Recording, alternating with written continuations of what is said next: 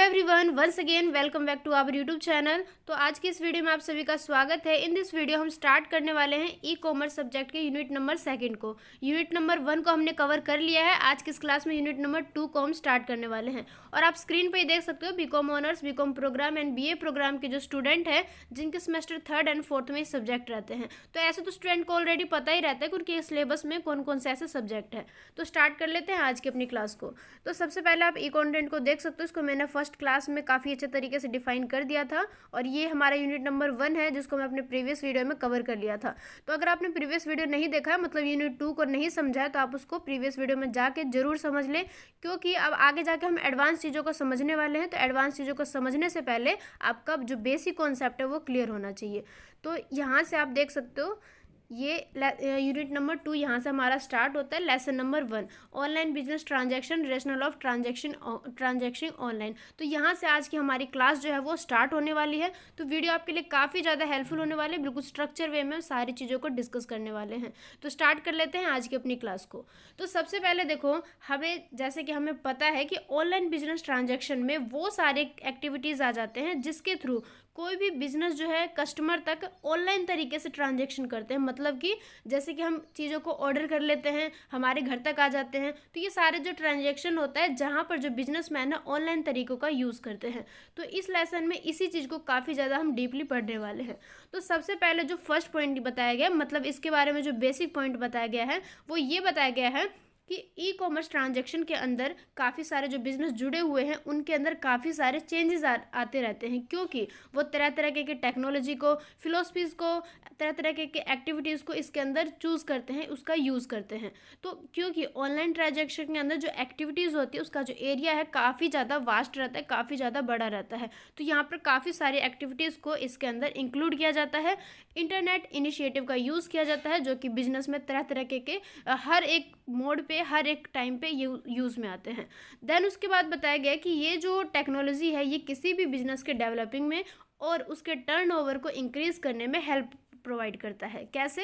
क्योंकि इसके अंदर जितनी भी टेक्नोलॉजी है वो किसी भी बिजनेसमैन को एडवांस तरीके से काम करने में काफ़ी ज़्यादा हेल्प प्रोवाइड करता है। तो इसी के तरह यहाँ पे नीचे कुछ पॉइंट देख सकते हो आप, मैंने हाईलाइट कर रखा है। यहाँ पे कुछ पॉइंट है जैसे B2C, B2B, C2B या B2G, इस तरीके से दे रखा है, साथ में इनके नाम भी दे रखे हैं। तो ये जो पॉइंट है इसको यूनिट नंबर 1 में सही तरीके से डिफाइन कर रखा है। तो इसको हमने अपने प्रीवियस वीडियो में ही कवर कर लिया था। तो यहाँ पे इस चीज़ को दोबारा डिस्कस करने का तो कोई मतलब ही नहीं बनता, क्योंकि हमने इसको ऑलरेडी डिस्कस कर लिया। अगर आपने ये चीज़ नहीं समझा तो आप प्रीवियस वीडियो में जाके देख सकते हो। तो यहाँ पर यही बताया गया कि जो बिजनेस के मॉडल है, जैसे B2B, business to customer, business to business, customer to customer या कस्टमर टू बिजनेस, तो ये किस तरीके से वर्क करते हैं, फंक्शनिंग का काम करते हैं, ये सारा हमारे बिजनेस मॉडल के अंदर आ जाते हैं। तो कहने का मतलब ये है, यहाँ पर ये जो हम पॉइंट पढ़ रहे हैं इसका मतलब ये है कि किस तरीके से ऑनलाइन ट्रांजैक्शन के अंदर इन सारे एक्टिविटीज़ को इंक्लूड किया जाता है। तो ये आपको बेसिक सा पॉइंट यहाँ पे क्लियर हो गया होगा। देन इसके बाद इसके कुछ पॉइंट है जो कि इसके अंदर इंक्लूड किए जाते हैं, जैसे कि कंप्यूटर हार्डवेयर एंड सॉफ्टवेयर, ये सारे यूजेस वाले इंस्ट्रूमेंट हैं। कंज्यूमर इलेक्ट्रॉनिक्स हो गया, जहाँ पर काफ़ी सारे कस्टमर रहते हैं जो कि एक प्लेटफॉर्म पे हमारे साथ जुड़े हुए रहते हैं, बिजनेस के साथ में जुड़े रहते हैं, जहाँ पर काफ़ी सारे दूसरे instrument like printer, scanner, wireless devices, mobile phone, ये सारे भी यहाँ पर यूज़ होते हैं। तो ये था हमारा बेसिक सा पॉइंट। अब हम पढ़ने वाले इसके बारे में काफ़ी ज़्यादा डीपली पॉइंट, जो यहाँ पे बताया गया है, e commerce application in various industry like banking, insurance, payment of utility bills and other. कि जैसे कि ई कॉमर्स हम नाम दे रहे हैं कि ई कॉमर्स के अंदर जो सारी एक्टिविटीज़ है वो ऑनलाइन किए जाते हैं, वो तो हमें पता है, बट ऑनलाइन कैसे किए जाते हैं, कहाँ पर, किसके लिए हेल्पफुल है, कौन से जो पर्सन है, कौन से बिजनेसमैन है या एज अ कस्टमर वो किस तरीके से इन सभी फॉर्म को यूज़ करते हैं और उनके लाइफ में इन सभी का कितना ज़्यादा इंपॉर्टेंस है, ये यहाँ से पॉइंट को डिफाइन किया गया है। क्योंकि किस तरीके से ई कॉमर्स के अंदर काफ़ी सारे जो एक्टिविटीज़ है ये इसके अंदर इंक्लूड किए जाते हैं। यहाँ पर जैसे B2C ई कॉमर्स दे रखा है कि बिजनेस से कस्टमर के बीच में काफ़ी सारे एक्टिविटीज़ है, जैसे ऑर्डरिंग का काम हो गया, फुलफिल करते हैं जब उनके ऑर्डर को, पेमेंट करते हैं, सर्विसेज को प्रोवाइड करते हैं, सपोर्ट करते हैं, साथ ही साथ इन्फॉर्मेशन को शेयर करते हैं। ये सारे पॉइंट है जो कि हमारे ई कॉमर्स के दौरान एक बिजनेस में और एक कस्टमर के बीच में ये सारे पॉइंट इंक्लूड रहते हैं, या ये सारी जो एक्टिविटीज़ है यहाँ पर जाके इन्वॉल्व रहते हैं। हैं। उसके बाद बताया गया है कि किस तरीके से जो इंटरनेट का जो एक एक्शन है जहाँ पर हम इन सब चीज़ों को यूज़ करते हैं, इसके कौन कौन से एडवांटेजेस है। एडवांटेजेस का मतलब है कि इसके कौन कौन से ऐसे फ़ायदे हैं जो कि कस्टमर के लिए भी है और एक बिजनेसमैन के लिए भी है। तो सबसे पहले बताया गया कन्वीनियंस। इसका मतलब है कि जैसे कि देखो, दो पार्टी आपस में जुड़े रहते हैं, मतलब कस्टमर और बिजनेसमैन। तो बिजनेसमैन जो किसी भी प्रोडक्ट को सेल कर रहा है या कोई भी सर्विसेज को जो प्रोवाइड कर रहा है, तो कस्टमर तक पहले उसको इन्फॉर्मेशन देना रहता है। जब वो नया नया मार्केट में आता है अपने प्रोडक्ट को लेके, तो उसे कस्टमर तक सारी इन्फॉर्मेशन देनी रहती है।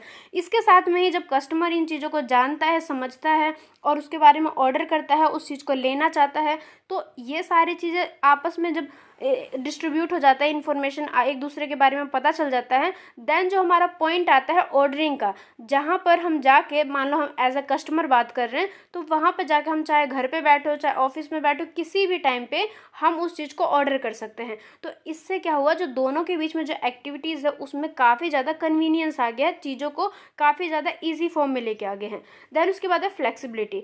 फ्लेक्सिबिलिटी का मतलब यही है कि ये लचीलापन है। लचीलापन का ये है कि इसमें कोई भी बैरियर जो है बीच में रुकावट नहीं डालती है। जैसे कि हमारे पास कोई भी लिमिट नहीं है, हमारे सामने कोई भी रुकावट नहीं है कि हमें इस टाइम पे हम ऑर्डर नहीं कर सकते, या इस टाइम पे हम इस चीज़ को देख नहीं सकते, ऑर्डर नहीं कर सकते, मिल नहीं सकता हमें, ऐसा कुछ भी बैरियर नहीं है।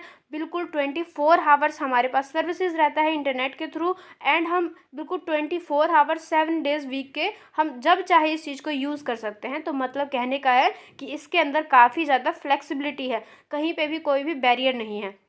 उसके बाद है इंक्रीज रीच। इसका मतलब है कि ये ऐसा प्लेटफॉर्म बन गया जो कि पूरा ग्लोबल लेवल पे आ गया। ग्लोबल लेवल का मतलब है कि एक प्रोडक्ट को आप देख सकते हो, काफ़ी सारे प्रोडक्ट जो हमारे मार्केट में अवेलेबल है जो कि दूसरे देश के रहते हैं, या जो उनका ब्रांड रहता है वो किसी और देश का रहता है, तो वो किसी और देश का भी हो के हमारे तक पहुँचा है। इट मीन्स जो उसका रिच है या उसका जो एक ग्लोबल प्रेजेंटेशन है वो काफ़ी ज़्यादा इंक्रीज हो गया, दूसरे देशों तक पहुँच गया। तो उसने क्या किया, अपने आप के प्लेटफॉर्म को इतना ज़्यादा वास्ट बना लिया है कि वो दूसरे देशों तक भी पहुंच गया है। तो इससे उनका जो एक रिच है, जहाँ पर लोगों की पहुंच हो सकती है, वो काफ़ी ज़्यादा इंक्रीज हो गया है। तो ये सारे इसके पॉइंट हैं जो कि इसके फ़ायदे बताते हैं। उसके बाद ही ये काफ़ी ज़्यादा हमारे इकोनॉमिकल में भी बेनिफिट देते हैं। जैसे कि मान लो कोई प्रोडक्ट है जो कि ग्लोबल लेवल पर पहुँचा है, तो उसकी सेलिंग अच्छी है, वो अच्छा खासा अर्न कर रहा है, लेकिन कहीं ना कहीं वो देश के लिए भी फ़ायदेमंद हो जाता है, क्योंकि उससे हमें ज़्यादा टैक्सेस मिलते हैं, काफ़ी सारे फैसिलिटीज़ मिलती है। तो ये सारे हमारे इसके लिए बेनिफिट है।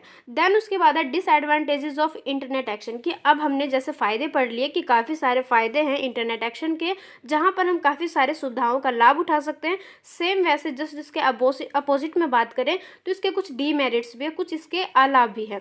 तो सबसे पहले बताया गया है कि in an internet based action, कि यहाँ पर क्या हो जाता है, सब कुछ जो है हमारा एक इंटरनेट पे ही बेस हो जाता है। यहाँ पर चीज़ों को इंस्पेक्शन ऑफ गुड्स होता है, चीज़ों के बारे में पहले उसकी जांच पड़ताल होती है, फिर वो फिजिकल रूप से हमारे तक पहुँचता है। तो सब कुछ जो है एक इंटरनेट पर ही डिपेंड हो जाता है। जो हमें इंफॉर्मेशन प्रोवाइड की जाती है हम बस उतना ही समझते हैं, क्योंकि अगर उसके पीछे कोई उसके गलत चीज़ें है या गलत इन्फॉर्मेशन है तो वो हमारे तक कई बार नहीं आ पाते हैं, और जो इंटरनेट एक्शन है वो कई बार हमें प्रॉब्लम में भी क्रिएट कर देते हैं। देन उसके बाद है पोटेंशियल ऑफ फॉर फ्रॉड, की कई बार ऐसा हो जाता है कि आप देख भी सकते हो, काफ़ी सारे एग्जाम्पल भी रहते हैं हमारे सामने दिन प्रतिदिन के लाइफ में, जहाँ पर काफ़ी सारे फ्रॉड भी होते रहते हैं। कि मान लो हमने कुछ ऑर्डर किया, हमारा जो ऑर्डर है वो कुछ और ही आ जाता है, हमने ऑर्डर किया कुछ और सामान आ गया कुछ और। तो ये क्या है, ये फ्रॉड ही तो है, जहाँ पर जिस चीज़ को हमने ऑर्डर किया वो हमें नहीं मिल पाया, तो यहाँ पर थोड़ा सा चांसेस हो जाता है फ्रॉड का। तो ये क्या है, इसके डिसएडवांटेजेस ही है।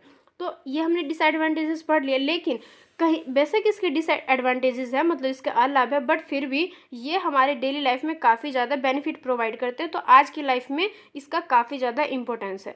तो अब हम जो नेक्स्ट पॉइंट पढ़ने वाले हैं, all the payments are made by providing credit and detail through the internet which में ऑलवेज सेफ, कि हमने इसके डीमेरिट्स पढ़ लिए, बट ये जो ऑनलाइन एक्शन है, मतलब जहाँ पर हम ऑर्डरिंग का काम करते हैं, पेमेंट का काम करते हैं, काफ़ी सारे कार्ड्स का यूज़ करते हैं, like credit card, debit card, तो ये सारे आज के टाइम में काफ़ी ज़्यादा सेफ माने जाते हैं। अगर हम कैश पेमेंट की बात करें तो उससे काफ़ी ज़्यादा इसको सेफ माना जाता है। तो अब हम इन्हीं पॉइंट को पढ़ने वाले हैं, किस तरह से ये जो कार्ड्स का सिस्टम चला हुआ इन सभी को यूज़ कैसे किया जाता है, इन सभी का इम्पोर्टेंस कैसे है, किसी भी बैंकिंग सेक्टर के लिए, किसी भी बिजनेस सेक्टर के लिए या किसी भी कस्टमर के लिए किस तरीके से ये सारे बेनिफिट को प्रोवाइड करते हैं। तो इसके बाद हम पढ़ने वाले हैं कि बैंकिंग के लिए, कि जहाँ पर हम मनी को ट्रांसफ़र करते हैं तो काफ़ी सारे मेथड का यूज़ करते हैं। जैसे कि आप मान लो फ्लिपकार्ट का आप यूज़ कर रहे हो, तो वहाँ पर आपने कोई सामान को ऑर्डर कर दिया, तो वहाँ पर आपको पेमेंट के लिए काफ़ी सारे ऑप्शन देंगे, कैश ऑन डिलीवरी देंगे, कई सारे कार्ड्स को दे देंगे। तो इसी तरीके के जितने भी टाइप्स रहते हैं, मेथड रहते हैं, इनको हम डिस्कस करने वाले हैं। तो सबसे पहले है ऑनलाइन बैंकिंग। तो सबसे पहले जो फर्स्ट पॉइंट है NEFT, जिसका हम फुल फॉर्म या जिसको हम बोलते हैं नेशनल इलेक्ट्रॉनिक फंड ट्रांसफ़र, तो इसका जो एक्रोनियम है उसे हम NEFT कहते हैं। तो ये एक फैसिलिटीज़ है जहाँ पर फंड को ट्रांसफ़र किया जाता है क्रेडिट अकाउंट जो बोलते हैं उसके साथ में, जो किसी दूसरे पार्टिसिपेटिंग के बैंक अकाउंट में RBI NEFT सर्विसेज का यूज़ करके फ़ंड को ट्रांसफ़र कर दिया जाता है। इसके बाद जो सेकंड पॉइंट है RTGS, इसको हम रियल टाइम ग्रोस सेटलमेंट कहते हैं और इसका जो एक्रोनियम है RTGS। तो RTGS हम डेली लाइफ में इसको यूज़ करते हैं बोलने में, लेकिन इसका जो पूरा नाम है रियल टाइम ग्रोस सेटलमेंट। तो इसके थ्रू हम क्या करते हैं, ये भी एक फैसिलिटीज़ है जो कि हमें जिसके अंदर हम फंड को ट्रांसफ़र करते हैं किसी भी अकाउंट में, उसके साथ में in one bank to another, मतलब रियल टाइम पे या ग्रोस सेटलमेंट के बेसिस पे हम जब फंड को ट्रांसफ़र करते हैं किसी दूसरे के अकाउंट में, तो ये रियल टाइम ग्रोस सेटलमेंट हो जाता है। इस सिस्टम के थ्रू ये पॉसिबल हो पाया कि जो फैसिलिटीज़ रहती है उसको हम किसी भी बैंकिंग चैनल के थ्रू, मतलब चीज़ों को सिक्योरिटी के साथ में, मतलब सेफ्टी के साथ में ट्रांसफ़र कर सकते हैं। तो ये ट्रांसफ़र करने के तरीके हैं जो कि RBI के द्वारा, मतलब जो बैंक है उसके द्वारा ये फैसिलिटीज़ हमें प्रोवाइड की जाती है। तो ये था 2 पॉइंट जिसके थ्रू हमने ये समझा कि पेमेंट किस तरीके से अवेलेबल है हमारे पास में। अब हम पढ़ने वाले हैं कि ये सारे कार्ड्स देख सकते हो आप, debit card, credit card, UPI। जब आप किसी भी चीज़ को ऑर्डर करते हो तो वहाँ पे काफ़ी सारे ऑप्शन दिए जाते हैं आपको। तो वहाँ पर क्या है, हमारे पास जो भी रहता है, मतलब मान लो हमारे पास क्रेडिट कार्ड है, डेबिट कार्ड है, या अगर हमारे पास कुछ भी नहीं है तो हम कैश को चूज़ कर लेते हैं। तो ये सारे जो पॉइंट है इसको हम डिस्कस करने वाले हैं। तो वैसे देखो, डेबिट कार्ड, क्रेडिट कार्ड हो गया, UPI हो गया, आज के टाइम में इसका इतना ज़्यादा यूज़ है कि हर एक पर्सन को इसके बारे में नॉलेज है, बट फिर भी ये हमारे सिलेबस के अंदर है तो इसको हम सही तरीके से डिस्कस कर लेते हैं, ताकि अगर किसी पर्सन को या किसी भी स्टूडेंट को अगर इसके बारे में नॉलेज नहीं रहेगा तो इस क्लास के थ्रू वो इस चीज़ के बारे में जान जाएंगे आज की क्लासेस के बाद में। तो इसको हम डिस्कस कर लेते हैं। तो सबसे पहले देखो, उसको डिस्कस करने से पहले एक बार कुछ पॉइंट है उनको हम पहले डिस्कस कर लेते हैं। सबसे पहले बताया गया problem with the transactional payment system, traditional payment system, कि जैसे कि पहले के टाइम पे जब ये कार्ड सबका इतना ज़्यादा वैल्यू नहीं था, इतना ज़्यादा चलन नहीं था, तो उस टाइम पे हम ज़्यादातर कैश को चूज़ करते थे। तो वहाँ पर क्या था, कार्ड्स के बारे में इतनी ज़्यादा नॉलेज नहीं थी लोगों के पास में, और कार्ड्स रहता भी था तो उसको लोग अनसेफ मानते थे। ऐसा लगता था कि कार्ड्स के साथ में पेमेंट करना सेफ़ नहीं है, कि पैसा कहीं बीच में ना अटक जाए। तो वहाँ पर क्या है, ट्रेडिशनल मेथड का यूज़ किया जाता था। तो उस टाइम पर लोगों को लगता था कि ट्रेडिशनल मेथड बेस्ट है, बट कहीं ना कहीं उसके काफ़ी सारे प्रॉब्लम थे, तो उसको हम डिस्कस करने वाले हैं। तो सबसे पहले बताया गया है लैक ऑफ कन्वीनियंस। इसका मतलब है कि जैसे कि यहाँ पर कमी हो जाती थी कन्वीनियंस की, लैक का मतलब होता है कमी। तो यहाँ पे क्या हो जाता है, कन्वीनियंस की कमी हो जाती थी, जहाँ पर एक कस्टमर के पास में अगर पेमेंट ही करना हो तो काफ़ी सारे बीच में प्रोसेस आ जाते थे, जहाँ पर हमें मेल करना पड़ता था, चेक को देना पड़ता था, साथ ही ट्रांजेक्शन के बारे में बार बार पेपर साइन, मतलब कि थोड़ा सा यहाँ पे पेपर वर्क ज़्यादा हो जाता था ट्रांजेक्शन के बीच में। तो यहाँ पर क्या है, अनवांटेड टाइम लग जाता था, अनवांटेड जो मनी है वो यहाँ पर ज़्यादा कॉस्टली पड़ जाता था। उसके बाद है लैक ऑफ सिक्योरिटी, मतलब सिक्योरिटी की कमी हो जाती थी कि हमने पेमेंट कर दिया बट बीच में अगर कोई प्रॉब्लम क्रिएट हो जाता है जिसके बारे में हमें पता ही नहीं है, तो वो सारे जो हमारे सिक्योरिटी को कम कर देते हैं और हमारा जो पैसा था, रुपये था, वो यहाँ पे सेफ नहीं हो पाता था। लैक ऑफ कवरेज हो जाता था, जहाँ पर करंट बिजनेसमैन के साथ में बातचीत करना इतना पॉसिबल नहीं हो पाता था। तो एक बिजनेसमैन के पास में, या मान लो उसका जो बिजनेस है पूरे कंट्री में या दूसरे स्टेट्स में फैला हुआ है, तो वहाँ पर क्या है कि ट्रांजैक्शन कहीं पे भी हो जाता था, क्योंकि एक बिजनेसमैन तो एक ही जगह पे रहेगा, बट जो उसके कस्टमर है वो पूरे देश में या मान लो दूसरे देशों में भी हो सकते हैं। तो वहाँ पर क्या है, एरिया को कवर करना थोड़ा सा मुश्किल हो जाता था, क्योंकि जो काफ़ी ज़्यादा जो दूर वाले कस्टमर हैं वहाँ तक उनके बीच में ट्रांजैक्शन करना थोड़ा सा यहाँ पे मुश्किल हो जाता था। तो ये पॉसिबल वाली चीज़ यहाँ पे नहीं रहती थी, जिस वजह से यहाँ पर लैक ऑफ कवरेज को माना जाता था। देन उसके बाद है लैक ऑफ एलिजिबिलिटी। यहाँ का इसका मतलब ये है कि सभी कस्टमर के पास में ज़रूरी नहीं है कि उनके पास अकाउंट ही हो। यहाँ पर जो बायर है वो ज़रूरी नहीं है कि वो पोटेंशली उनके पास अकाउंट हो और वो उन सारी चीज़ों का यूज़ कर पाए, तो यहाँ पे थोड़ी सी इसकी कमी थी। Lack of support for micro transaction, कि जैसे कि काफ़ी सारे ट्रांजेक्शन होते हैं इंटरनेट के थ्रू, बट जब हमारा जो ट्रांजेक्शन है दूसरे कंट्री तक पहुँच जाता है तो वहाँ पर क्या हो जाता है, थोड़ा सा माइक्रो ट्रांजेक्शन की जो एक सपोर्ट रहता है उसकी कमी हो जाती है। क्योंकि आजकल तो ये हो जाता है कि दूसरे देशों तक सामान को पहुंचा रहे हैं, तुरंत पेमेंट मिल जाती है, तुरंत हम सारे ट्रांजेक्शन को कंप्लीट कर लेते हैं। बट जब इतनी ज़्यादा फैसिलिटीज़ नहीं थी तो उस टाइम पे इन सभी को कवर करना, मैनेज करना थोड़ा सा यहाँ पे मुश्किल हो जाता था। तो ये सारे प्रॉब्लम थे जो कि ट्रेडिशनल पेमेंट सिस्टम के ड्रॉबैक माने जाते हैं, उसकी कमी मानी जाती है, उसके प्रॉब्लम्स माने जाते हैं। तो इस प्रॉब्लम को देख के ही बाद में e cash, e cheque, credit card, smart card, debit card, ये सारे हमारे लाइफ में, डेली लाइफ में यूजेस में आने लगे, क्योंकि लोग इसके बारे में जानने लगे, लोगों को इनका यूजेस आ गया, साथ ही लोगों के पास में इसके बेनिफिट पता चलने लगे, तो इन कार्ड्स को ज़्यादातर यूज़ करने लगे। तो अब हम पढ़ने वाले हैं इन सारी चीज़ों को, इलेक्ट्रॉनिक पेमेंट सिस्टम क्या है। अब ये जो डेबिट कार्ड, क्रेडिट कार्ड, जितने भी कार्ड्स हैं जहाँ पर हम कार्ड्स का यूज़ करके पेमेंट को लेते और देते हैं, तो ये सारा क्या है, हमारे ईपीएस का एक टाइप्स है, एक पॉइंट है। तो ईपीएस क्या है, इलेक्ट्रॉनिक पेमेंट सिस्टम, जहाँ पर हम ऑनलाइन तरीके से पेमेंट करते हैं। ये हमारा जो सिस्टम है जहाँ पर हम सारे काम ऑनलाइन तरीके से करते हैं। यहाँ पर हमारा जो ट्रांजैक्शन है, चाहे कैश हो चाहे कुछ, सारा हमारा इंटरनेट के ऊपर डिपेंड हो जाता है। तो ये डेवलपमेंट हुआ है, काफ़ी सही है, हमारे लिए बेनिफिट है। इन सारे पॉइंट को अब हम डिस्कस करने वाले हैं। तो सबसे पहले बताया गया features of EPS. Features of EPS का मतलब है कि जो इलेक्ट्रॉनिक पेमेंट सिस्टम है इसके कौन कौन से फ़ायदे हैं या कौन से ऐसे बेनिफिट है जो कि एक कस्टमर को प्रोवाइड किए जाते हैं।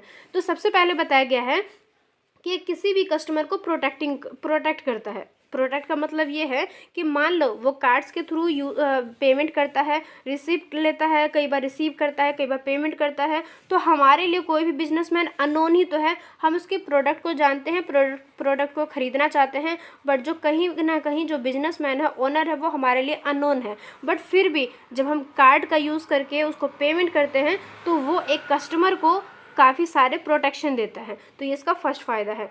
उसके बाद है कि ये लोगों को मतलब कार्ड के साथ में ऑनलाइन ट्रांजैक्शन के लिए अलाउ करता है कि चीज़ों के बारे में हम एंगेज कर पाते हैं विदाउट क्रेडिट कार्ड के।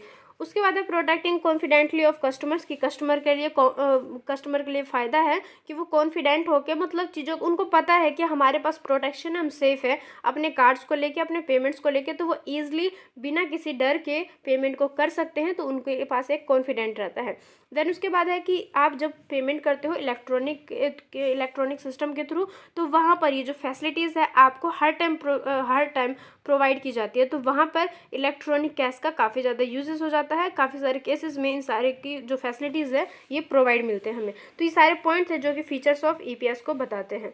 देन उसके बाद है types of electronic payment system, कि इलेक्ट्रॉनिक पेमेंट सिस्टम में कौन कौन से पॉइंट है जो कि हमें प्रोवाइड किए जाते हैं सिस्टम में। तो सबसे पहले है इलेक्ट्रॉनिक टोकन। इस टोकन को कैसे डिस्कस कर लेते हैं कि टोकन के अंदर किस तरीके से चीज़ों को इंक्लूड किया जाता है। तो सबसे फर्स्ट पॉइंट बताया गया है रियल टाइम टोकन, जिसको हम प्रीपेड टोकन भी बोलते हैं। ये क्या है, एक बायर और एक सेलर के बीच में जब ट्रांजैक्शन को एक्सचेंज किया जाता है तो वहाँ पर करेंसी के साथ में ये टोकन, मतलब करेंसी के बेस पे उसको एक टोकन की सर्विसेज प्रोवाइड की जाती है, जहाँ पर वो टोकन के थ्रू ट्रांजैक्शन कर सकते हैं। उसको हम, जैसे इसके लिए एग्जांपल दे रखा है डिजी कैश, डेबिट कार्ड, यहाँ पर ये सारे टोकन हैं जो कि हमारे ट्रांजैक्शन में यूज़ किए जाते हैं। उसके बाद है पोस्ट पेड टोकन। इसका ये यूजेस ये है कि इसके अंदर जब हम ट्रांजैक्शन को करते हैं, मान लो कोई भी जो हमारा इंस्ट्रक्शन है वो एक बायर और एक सेलर तक सेफ रहता है। इन सारे चीज़ों को मतलब यूज़ किया जाता है जब फंड को ट्रांसफ़र किया जाता है। इसका एग्जांपल है इलेक्ट्रॉनिक चेक और क्रेडिट हो गए, क्रेडिट कार्ड हो गए, डाटा हो गया, एक्सेट्रा, कि यहाँ पर इन सारी चीज़ों को हम पोस्ट पेड टोकन के रूप में यूज़ करते हैं। देन उसके बाद जो हमारा सेकंड पॉइंट है इलेक्ट्रॉनिक और डिजिटल कैश। अब डिजिटल कैश को कैसे समझते हैं कि डिजिटल कैश में इन सारी चीज़ों को यूज़ किया जाता है जहाँ पर हम अपने कैश के बारे में काफ़ी ज़्यादा सिक्योर रहते हैं, अपने पेमेंट को सही तरीके से बिना किसी डर के, बिना किसी लैक ऑफ सिक्योरिटी के हम चीज़ों को प्रोवाइड कर पाते हैं, चीज़ों को पेमेंट कर पाते हैं। तो इसके भी कुछ बेनिफिट है, इसके कुछ क्वालिटीज़ है कि जैसे कि cash is a legal tender, कि कैश को एक लीगल टेंडर के रूप में माना जाता है। उसके बाद है इसमें क्या है कि लोगों में नेगोशिएबल हो जाता है कि जहाँ पर हम चीज़ों को मान लो हम यूज़ ना करें तो हम अपने फैमिली मेम्बर को या किसी और को भी हम उसको ट्रांसफ़र कर पाते हैं, नेगोशिएबल होता है, एक दूसरे के पास में हम उसको शेयर कर सकते हैं। देन उसके बाद है कि यहाँ पर इंस्ट्रूमेंट को बियर करना काफ़ी ज़्यादा ईजी हो जाता है, प्रूफ के साथ में सारी चीज़ें यहाँ पर हमें मिल जाती है। देन उसके बाद है कि यहाँ पर it can be held and use by anyone, कि किसी के द्वारा भी इसे यूज़ किया जा सकता है इवन विदाउट बैंक सर्टिफिकेट के, कि ज़रूरी नहीं है कि हमें सारे पेमेंट के लिए एक बैंक की सर्टिफिकेट की ज़रूरत है, किसी भी प्रूफ की ज़रूरत नहीं, हम यहाँ पर ईजिली सारी चीज़ों को कहीं पर भी चीज़ों को यूज़ कर सकते हैं, हेल्ड कर सकते हैं। देन उसके बाद है यहाँ पर जो एक रिस्क रहता है वो काफ़ी ज़्यादा कम हो जाता है यहाँ पर, क्योंकि ये जो काम है ये ऑनलाइन किया जाता है। यहाँ पर सारे प्रूफ हमारे ऑलरेडी यहाँ पे गिवन रहते हैं, हमारे बारे में इन्फॉर्मेशन, ओनर के बारे में इन्फॉर्मेशन, तो यहाँ पर जो रिस्क है वो काफ़ी ज़्यादा कम हो जाता है। देन उसके बाद है properties of digital cash. Digital cash में कौन कौन से ऐसे पॉइंट इंक्लूड है, तो सबसे पहले है must have a monetary value, कि यहाँ पर क्या हो जाता है कि जो बैंक और क्रेडिट कार्ड है उनके बीच में जब हम ट्रांसफ़र करते हैं तो ये एक सर्टिफाइड हो जाता है कैशियर चेक के थ्रू, जहाँ पर हमें इन सारी चीज़ों के बारे में सिक्योरिटी मिल जाती है। उसके बाद है कि हम चीज़ों को एक्सचेंज कर सकते हैं, चीज़ों को सही तरीके से आपस में शेयर कर सकते हैं, स्टोरेबल कर सकते हैं। अगर हमें किसी डिजिटल कैश के बारे में या कोई भी ट्रांजेक्शन कर रहे हैं जिसके बारे में हमें प्रूफ चाहिए या हम चीज़ों को स्टोर रखना चाहते हैं आगे इन फ्यूचर के लिए, तो हम चीज़ों को यहाँ पर स्टोर भी कर सकते हैं। देन उसके बाद है should not be easy to copy या tamper with while it is being exchange, की चीज़ों को जब हम आपस में शेयर करें इतने सारे टेक्नोलॉजीज़ का यूज़ करके, तो कहीं ना कहीं हम चीज़ों को सही तरीके से, मतलब अगर हम मान लो एज अ फ्रॉडली हम काम करना चाहते हैं तो वहाँ पर हमें चीज़ों को सही, ज़रूरी नहीं है कि काफ़ी ज़्यादा हम इसको सही तरीके से ईजीली कॉपी कर सकते हैं। तो ये इसके कुछ पॉइंट है जो कि इसको मतलब एज अ कस्टमर उनको ये फैसिलिटीज़ प्रोवाइड करता है सेफ्टी का। तो ये सारे पॉइंट थे जिसको हमने डिस्कस कर लिया। तो यहाँ तक आपको सारे पॉइंट क्लियर हो गए होंगे, कहीं पे भी कोई डाउट मत रखना। कहीं पे भी कोई भी डाउट आपको हो रहा है तो आप कमेंट के थ्रू चीज़ को पूछ के और क्लियर कर सकते हो। देन उसके बाद है इलेक्ट्रॉनिक चेक। इलेक्ट्रॉनिक चेक का मतलब है कि आजकल चेक का बहुत यूज़ किया जाता है, जहाँ पर हम पेमेंट को ईजिली कर सकते हैं, जिस तक भी हमें अपने चेक को पहुँचाना वहाँ तक हम ईजिली पहुँचा सकते हैं। तो कुछ इसके पॉइंट है जो कि इसके अंदर इंक्लूड किए जाते हैं। सबसे पहले है बेनिफिट ऑफ इलेक्ट्रॉनिक चेक, कि इलेक्ट्रॉनिक चेक के सबसे पहले फ़ायदे पढ़ लेते हैं कि इसके कौन कौन से फ़ायदे हैं। तो सबसे पहले ये है कि ये माइक्रो पेमेंट का एक क्लियर करता है, मतलब कि चीज़ों को सही तरीके से सूटेड रखता है, सूटेबल रखता है हमारे कस्टमर के लिए, चाहे हमारे ओनर के, मतलब पूरे सिस्टम को सही तरीके से रनिंग में हेल्प प्रोवाइड करता है। देन उसके बाद है कि मार्केट में एक कॉरपोरेट सर्विसेज को प्रोवाइड करता है, जिससे जो चीज़ें है, जो काम है वो काफ़ी ज़्यादा इफेक्टिवली हो पाता है, कॉस्ट भी यहाँ पे काफ़ी ज़्यादा कम हो जाते हैं। तो ये काफ़ी सारे फ़ायदे हैं जो कि हमारे इलेक्ट्रॉनिक चेक से मिल जाते हैं। तो यहाँ तक सारे पॉइंट को हमने डिस्कस कर लिया।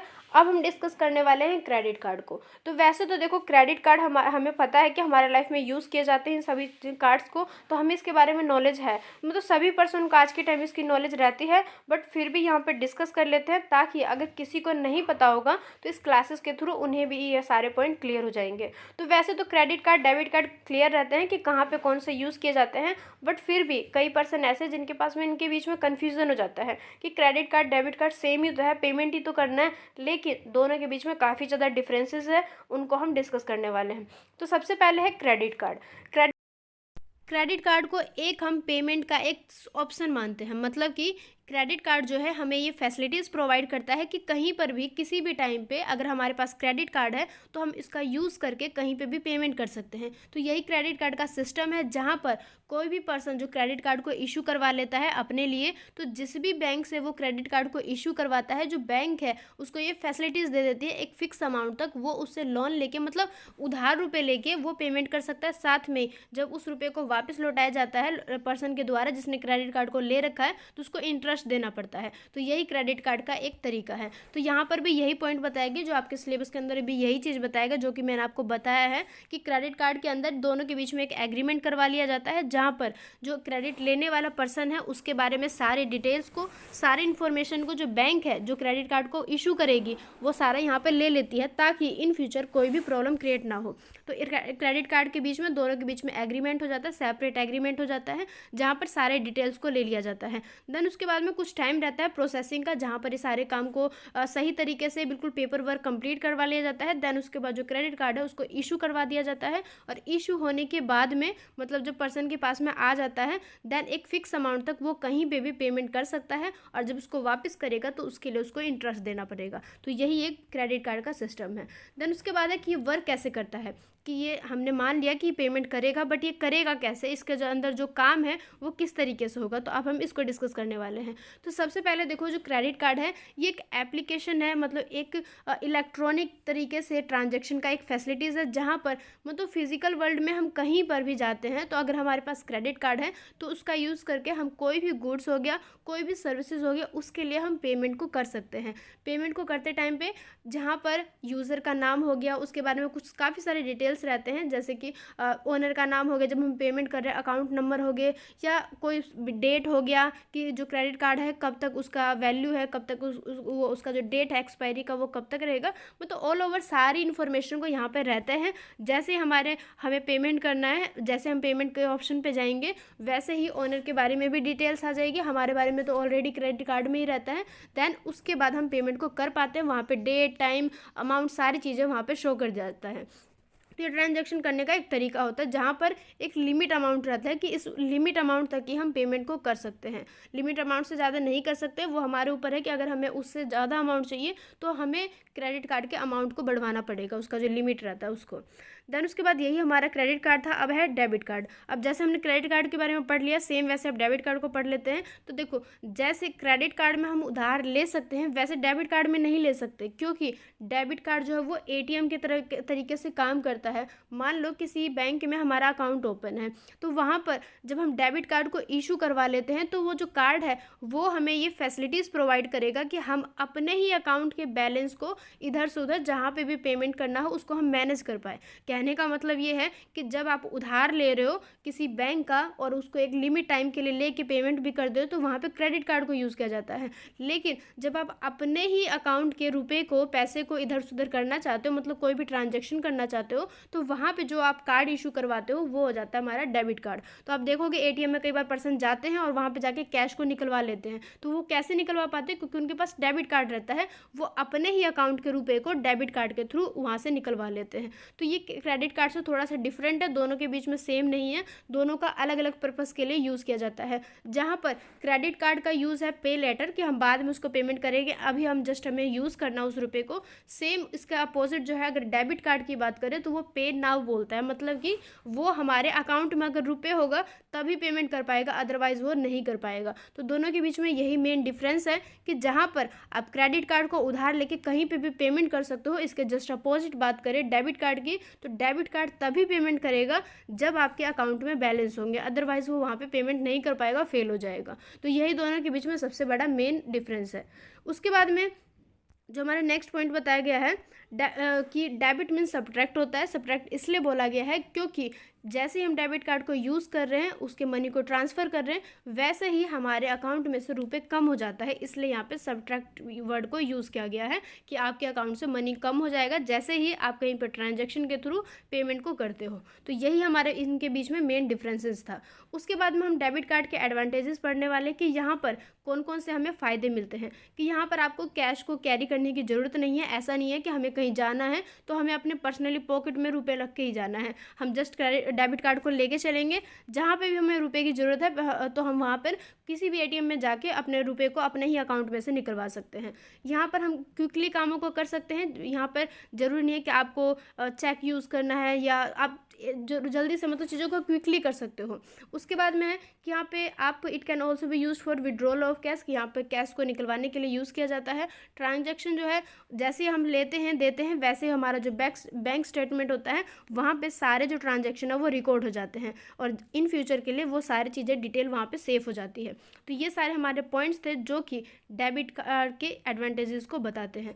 देन उसके बाद पढ़ने वाले हैं advantages of electronic payment system, कि इलेक्ट्रॉनिक पेमेंट सिस्टम जो करते हैं हम उसके कौन कौन से हमें फ़ायदे मिलते हैं। तो सबसे पहले है डिक्रीजिंग टेक्नोलॉजी कॉस्ट। इससे क्या होता है, जो एक कॉस्ट आती है पेमेंट के बीच में, मतलब ट्रांजैक्शन के बीच में, वो कम हो जाता है। मान लो XYZ कोई भी कंपनी है, उससे हमने कोई भी प्रोडक्ट को ख़रीदा है। अगर हम कैश पेमेंट करेंगे तो हमें लेके वहाँ तक पहुँचना पड़ेगा, वहाँ तक पहुँचेंगे उसकी अलग कॉस्ट आएगी, वहाँ पे जाके पेपर वर्क करेंगे उसकी अलग कॉस्ट आएगी, मतलब ऑल ओवर काफ़ी ज़्यादा कॉस्ट हो जाएगा। बट वहीं पे अगर हम इलेक्ट्रॉनिक कैश पेमेंट का यूज़ करते हैं तो हम क्या करेंगे, घर बैठे ही उसको पेमेंट कर देंगे। तो यहाँ से क्या है, हमें काफ़ी सारे कॉस्ट की बचत हो जाएगी। देन उसके बाद सेकंड पॉइंट है reduce operational and processing cost, कि यहाँ पर जब आप टेक्नोलॉजी का यूज़ करते हो तो बीच में जितने भी प्रोसेसिंग होते हैं उसके उन एक्टिविटीज़ के बीच में अगर कोई कॉस्ट आ रही है तो उनकी यहाँ पर बचत हो जाती है। जैसे कि मान लो हम पेपर वर्क के थ्रू मान लो कैश पेमेंट कर रहे हैं तो वहाँ पर पेपर वर्क हो गया, अब तरह तरह लोगों के पास जाओगे, सारे प्रोसेसिंग करोगे, सारे पेपर वर्क को कंप्लीट करोगे तो काफ़ी सारे यहाँ पे कॉस्ट आ जाती है। बट इलेक्ट्रॉनिक पेमेंट में इस तरीके की जो प्रॉब्लम है या इस तरीके के जो पेपर वर्क है यहाँ पे नहीं होता है। ऑनलाइन डिजिटली हमारे सारे इन्फॉर्मेशन वहाँ पे आ जाते हैं, तो इसलिए यहाँ पे जो प्रोसेसिंग कॉस्ट है यहाँ पे ना के बराबर रहता है। अगर आती भी है तो थोड़ी बहुत कम हो जाती है। उसके बाद है इंक्रीजिंग ऑनलाइन कॉमर्स, कि ये हमारे ऑनलाइन कॉमर्स को मतलब कि ऑनलाइन जो एक वाणिज्य है, पूरा जो प्लेटफॉर्म सिस्टम वर्क कर रहा है उसको इंक्रीज करता है, हमारी लाइफ को थोड़ा सा और एडवांस की तरफ लेके जाता है। देन उसके बाद है कि problem in implement of EPS, की ईपीएस का हम जैसे इलेक्ट्रॉनिक पेमेंट सिस्टम का बार बार यूज़ करते हैं बट कहीं ना कहीं इसके कुछ पॉइंट आ जाते हैं जहाँ पे प्रॉब्लम्स क्रिएट हो जाते हैं। अब प्रॉब्लम क्रिएट्स होना नॉर्मल सी बात है, अगर हम इतने बड़े प्लेटफॉर्म का यूज़ कर रहे हैं और सब कुछ ऑनलाइन किया जा रहा है तो कुछ ना कुछ यहाँ पे प्रॉब्लम आ ही जाते हैं। तो इन प्रॉब्लम को वैसे तो डेली लाइफ में इग्नोर ही किया जाता है क्योंकि ये इतना ज़्यादा इंपॉर्टेंस है कि इसको हम बिना यूज़ करे अपनी लाइफ में सर्वाइव नहीं कर सकते। तो कुछ इसके प्रॉब्लम्स हैं। प्रॉब्लम जो है कई बार कस्टमर की तरफ से ही क्रिएट हो जाते हैं, कई बार बीच में जो ऑनलाइन तरीका है उसके बीच में ही आ जाता है, कई बार ओनर की तरफ से ही आ जाता है, बट इनको ईजिली सॉल्व कर लिया जाता है। तो इसलिए इनके प्रॉब्लम्स को ज़्यादा हाईलाइट नहीं किया जाता, मतलब ज़्यादा इंपॉर्टेंस नहीं माना जाता है क्योंकि ईपीएस का इतना बड़ा प्लेटफॉर्म है और इतना ज़्यादा इसका यूजेस है, इतना ज़्यादा इंपॉर्टेंस है कि इसकी प्रॉब्लम इसके आगे ना के बराबर रहती है। तो इसलिए इसके कुछ प्रॉब्लम्स है जिसको हम देख लेते हैं बस। उसके बाद है risk associated with electronic payment, कि जैसे हम इलेक्ट्रॉनिक पेमेंट करें तो देखो प्रॉब्लम्स तो आते हैं, प्रॉब्लम का तुरंत सोल्यूशन है, बट इसके साथ में कुछ रिस्क आ जाते हैं जिसके वजह से आज भी कुछ लोग इसको यूज़ नहीं करते हैं या इसको यूज़ करने से डरते हैं। तो इसके कुछ रिस्क है जिसको हम डिस्कस कर लेते हैं। तो सबसे पहले है ऑपरेशनल रिस्क। ऑपरेशनल रिस्क का मतलब है कि जैसे कि हम इन चीज़ों को, जो पेमेंट का सिस्टम है उसको जब हम यूज़ करते हैं तो कहीं ना कहीं पोटेंशली कुछ ऐसे पॉइंट आ जाते हैं जहाँ पर लॉस होने के ज़्यादा डर हो जाते हैं, कि लगता है कि जो भी कार्य वर्क है, इनका कार्य प्रणाली है, उसमें जो सिस्टम है सही तरीके से वर्क नहीं करता है, या इस तरीके की थिंकिंग रहती है कि जो सिस्टम है वो सही तरीके से काम नहीं करेगा और कहीं ना कहीं जाके वो लॉस हो सकता है। तो ये सारे पॉइंट है जो कि एक रिस्क को जनरेट कर देते हैं। देन उसके बाद है क्रेडिट रिस्क। क्रेडिट रिस्क का मतलब ये है कि कई बार ऐसा हो जाता है कि पेमेंट फेल हो जाता है या हमारे अकाउंट से पैसा कट जाता है बट पेमेंट नहीं हो पाता है। तो कुछ ऐसे पॉइंट है जो कि हमारे क्रेडिट रिस्क को जनरेट कर देते हैं। कई बार ऐसा होता है कि जब हम पेमेंट कर रहे हैं हमारा प्रोसेसिंग में चलता रहा। कई बार आप न्यूज़ में भी सुनोगे कि एटीएम में कुछ फ्रॉड्स देखने को मिल जाते हैं। तो ये सारा क्या है, क्रेडिट रिस्क का ही एक एग्जाम्पल है। उसके बाद है लीगल रिस्क है, कि कई बार ऐसा हो जाता है कि जहाँ पर अगर सिस्टम जो सही तरीके से वर्क नहीं किया है या सही तरीके से अगर काम नहीं हो पाया, प्रॉब्लम आ गया, तो वो लीगल रिस्क को जनरेट करेगा। लीगल रिस्क मतलब ये है कि जहाँ पर हमने पेमेंट तो कर दिया, हम 100% सही है, बट कहीं ना कहीं हमारे पास प्रूफ नहीं है या कुछ ऐसे पॉइंट आ जाते हैं जहाँ पर हमें लीगली भी रिस्क हो जाता है, जहाँ पर हमारे पास एक तरीके से प्रूफ ही नहीं रहता है, रूल रेगुलेशन ही नहीं रहता है कि इस केस में हम क्या करेंगे। तो कुछ एक्टिविटीज़ है, बट देखो कहीं ना कहीं जाके इन सभी का भी सॉल्यूशन है, बट इसको फिर भी हम रिस्क के तरफ पे मानते हैं और चीज़ों को मानते हैं कि ये जो रिस्क है ये इलेक्ट्रॉनिक पेमेंट सिस्टम के बीच में जनरेट हो पाते हैं। बट हाँ, रिस्क है, प्रॉब्लम्स है, बट इन सभी का भी सॉल्यूशन है, क्योंकि ये प्लेटफॉर्म जो है इतना ज़्यादा एडवांस हो गया कि आज के टाइम में इन प्रॉब्लम्स को भी तुरंत ही सॉल्व कर लिया जाता है। देन उसके बाद है risk management option for E payment, कि जैसे कि रिस्क है उसके लिए सेम वैसे ही उसके लिए मैनेज भी है, उसके लिए काफ़ी सारे ऑप्शन है जिसके थ्रू इन सारे रिस्क को कम कर लिया जाता है, साथ ही सारे प्रॉब्लम्स को सोल्यूशन भी कर लिया जाता है। तो उसके बाद है असेसिंग रिस्क। जैसे हमें पता है कि कई बार रिस्क हो जाते हैं लेकिन इसके कुछ स्टेप आ जाते हैं जहाँ पर इन प्रॉब्लम्स को वन बाय वन हम इसको सॉल्व कर लेते हैं। तो यही सारे पॉइंट्स यहाँ पे बताए गए हैं। आपके एग्जाम के पॉइंट ऑफ व्यू से ये थोड़े से कम इंपॉर्टेंट पॉइंट है, तो इसको जस्ट आप समझ लो कि किस तरीके से चीज़ों को मैनेज किया जाता है। इसके बारे में इतना डीपली पढ़ने की जरूरत नहीं है, क्योंकि जो ज़्यादा डीपली पॉइंट हो, जो ज़्यादा इंपॉर्टेंट इंपॉर्टेंट पॉइंट थे उसको मैंने सही तरीके से थोड़ा सा लंबा करके, मतलब चीज़ों को काफ़ी लेंथली मैंने डिस्कस करके बता दिया। तो इन सारे पॉइंट्स को आप जस्ट एक बार रीड कर लेना कि किस तरीके से चीज़ों को मैनेज किया जाता है, कंट्रोल किया जाता है, और सारी चीज़ों पे कंट्रोल करके ही देन उस रिस्क को कम कर लिया जाता है, या जो रिस्क है उसको बिल्कुल ही हटा दिया जाता है। तो ये सारे पॉइंट्स इसको आप एक बार जस्ट रीड कर लेना कि किस तरीके से चीज़ों को कंट्रोल किया जाता है, कि यहाँ पर किस तरीके से ऑडिटिंग किया जाएगा, किस तरीके से सर्विलेंस किया जाता है, उस पर निगरानी रख लिया जाता है सारे सिस्टम पे, प्रोसेसिंग पर। तो ये ऑडिटिंग, ये सारे पॉइंट है जिसके थ्रू कंट्रोलिंग का काम किया जाता है और पूरे सिस्टम को सही तरीके से रनिंग किया जाता है। तो ये सारे हमारे पॉइंट्स थे जिसको हमने डिस्कस कर लिया। यहाँ से आप देख सकते हो समरी स्टार्ट हो गया, मतलब कि यहाँ से एक्सरसाइज स्टार्ट हो गया, और ये हमारा जो लेसन नंबर 1 था ये कंप्लीट हो गया। तो जो इंपॉर्टेंट पॉइंट था उसको मैंने सही तरीके से डिस्कस करवा दिया है, तो आपको सारे पॉइंट क्लियर हो गए होंगे। जो कम इंपॉर्टेंट पॉइंट है उसको जस्ट आप रीड कर लेना, क्योंकि वीडियो में अनवांटेड चीज़ों को या थोड़े से कम इंपॉर्टेंट चीज़ को डिस्कस करने का कोई मतलब नहीं बनता है। उसको आप जस्ट रीड कर लोगे, वो आपको बेसिक इन्फॉर्मेशन के लिए बस रखना है। यहाँ पर मैंने हाईलाइट कर दिया, अगर आप चाहो तो इसकी जो PDF है मैं आपको शेयर कर दूंगी, यहाँ से आप हाईलाइटेड पॉइंट को ईजिली पढ़ सकते हो। तो आज की इस क्लासेस में बस इतना ही। हमारा जो लेसन नंबर 1 है ये कंप्लीट हो गया है। तो आई होप आपको वीडियो सही लगा होगा, क्लासेस के थ्रू आपके जो कॉन्सेप्ट है वो क्लियर हो गया होगा। अगर आपको वीडियो सही लगे तो वीडियो को लाइक जरूर कर देना, और साथ ही जो हमारी नेक्स्ट वीडियो आएगी उसमें हम लेसन नंबर 2 को स्टार्ट करेंगे। तो आज की इस क्लास में बस इतना ही। अगर आपको वीडियो सही लगे तो वीडियो को लाइक कर देना, एंड अगर आप चैनल पर फर्स्ट टाइम विजिट कर दो चैनल को सब्सक्राइब जरूर कर लेना। मिलता अपने नेक्स्ट वीडियो में जिसमें स्टार्ट करेंगे लेसन नंबर 2 को। आज की क्लास में बस इतना ही। So thank you so much.